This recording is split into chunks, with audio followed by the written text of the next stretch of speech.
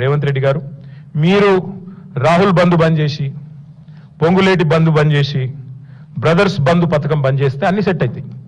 Brothers బంధు, పొంగులేటి బంధు, రాహుల్ బంధు, రైతు బంధు లేనేలేదు కదా ఈ రాష్ట్రంలో. ఇది వాస్తవం.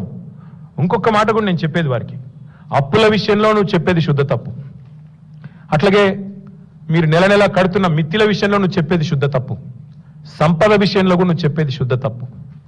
తెలంగాణ వచ్చినాడు నెలకు తెలంగాణ యొక్క రెవెన్యూ 2014లో మేము అధికారంలోకి వచ్చిన కొత్తలో నెలకు 4,000 కోట్లు మాత్రమే తెలంగాణ రెవెన్యూ. అదే మేము దిగిపోయినాడు నెలకు 18,500 కోట్ల రెవెన్యూ పెంచి, అంటే 4.5 లక్షల కోట్లున్న జిఎస్డిపిని, గ్రాస్ స్టేట్ డొమెస్టిక్ ప్రోడక్ట్ని 15 లక్షల కోట్లకు తీసుకుపోయి, అంటే రాష్ట్ర సంపద పెంచి 4,000 కోట్లు నెలకు వచ్చే పరిస్థితి నుంచి 18,500 కోట్లకు తీసుకొచ్చి నీ చేతిలో పెట్టినాం. మరి ఇంకా కూడా సిగ్గు లేకుండా అప్పుల మీద తప్పే నువ్వు చెప్పేది, తప్పుడు ప్రచారం. సంపద మీద నువ్వు పెంచేది తప్పుడు మాటలే, సంపద మీద చెప్పేది తప్పులే. ఈ అన్నింటికి మించి మళ్ళీ రైతు బంధు విషయంలో కూడా మీరు నిన్నటికి నిన్న మీరు మాట్లాడిన దిగజారుడు మాటలు 1-2 కాదు, ఎన్ని తప్పుడు మాటలు నిన్న కూడా. రాష్ట్రంలో అంట ఈయన వచ్చినాకనే రైతులకి ఏదో గొప్ప పని చేసినాడంట. ఏం గొప్ప పని చేసినావా నువ్వు? వాళ్ళ రాష్ట్రంలో ఏ రైతును అడుగుదాం చెప్పు. ఎంత మీరు ఎగ్గొట్టింది ఎంత ఇంతవరకు? ఈ రోజు వరకు కాంగ్రెస్ ప్రభుత్వం వచ్చిన తర్వాత ఎగ్గొట్టింది ఎంత అంటే అక్షరాల రైతులకి, ఓన్లీ రైతులకు నేను చెప్పేది, వేరే వాళ్ళకు కూడా కాదు, 1,13,000 కోట్లు రేవంత్ రెడ్డి గారి ప్రభుత్వం ఎగవేసిన సొమ్ము ఎంత అయ్యా అంటే ఓన్లీ రైతాంగానికి 1,13,000 కోట్ల రూపాయలు. ఎట్లా ఎగవేతల ప్రభుత్వం ఎగ్గొట్టిన పైసల లెక్క ఎట్లా అంటే, రైతు బంధు పేరిట మీరు ఎగనామం పెట్టింది సరిగ్గా 30,000 కోట్లు. ఓన్లీ రైతు బంధు పేరిట మీరు ఎగ్గొట్టింది 30,000 కోట్లు. కౌలు రైతులది కూడా కలిపితే మీరిచ్చిన హామీయే కదా 100 రోజుల్లో కౌలు రైతులకు కూడా ఇస్తామని. కౌలు రైతులది కూడా కలిపితే 22,500 కోట్లు. 30,000 భూ యజమానులకు, కౌలు రైతులకు 22,500 కోట్లు. రుణమాఫీ, మీ కథ గుర్తుండాలి. రుణమాఫీది బ్యాంకర్లను అడిగితే 50,000 కోట్లు అన్నారు రుణమాఫీకి. ముఖ్యమంత్రి గారు వెంటనే 4 రోజుల్లోనే మాట మార్చి నాలుక మడతబెట్టి 50,000 కోట్లు కాదు, 1 సంవత్సరం, కావాలంటే అన్ని వీడియోలు ఉన్నాయి, ప్లే చేయమంటే కూడా చేస్తా, 1 సంవత్సరం కడుపు కట్టుకుంటే 40,000 కోట్లు ఎడమ చేత్తో కట్టేస్తా అన్నాడు. అంటే ముఖ్యమంత్రి లెక్క 40,000 కోట్లు.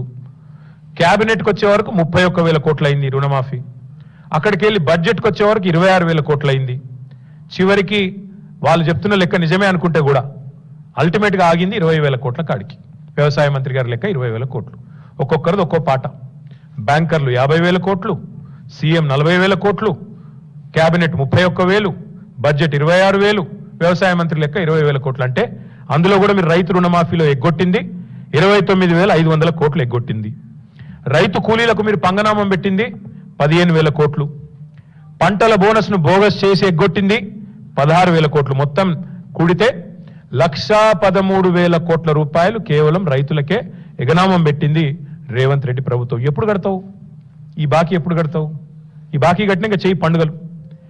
ఇంకా అట్రఫ్లాప్ సినిమాకు అర్ధశత దినోత్సవం చేసినట్టు అన్నదాతలను ఆగమాగం చేసింది చాలక మీదికెళ్ళి ఇంకా సభలు, సదస్సులు, వీళ్ళందానికి మళ్ళీ అందులో స్పీచ్లు, వాటికి కిందికెళ్ళి సీటీలు, కాదు పేపర్ యాడ్లు. చెప్తున్నా కదా, అట్రఫ్లాప్ సినిమాకు అర్ధశత దినోత్సవం అంటే ఇదే. బలవంతంగా జాకీలు పెట్టి లేపుతుంటారు చూడు, బాగుందా బాగుందా అని. వాళ్ళే మళ్ళీ డబ్బా కొట్టుకున్నాడు గట్లా. ఏం వెరగబెట్టినావు నువ్వు అసలు? రైతులకి ఏం చేసినావు చెప్పు?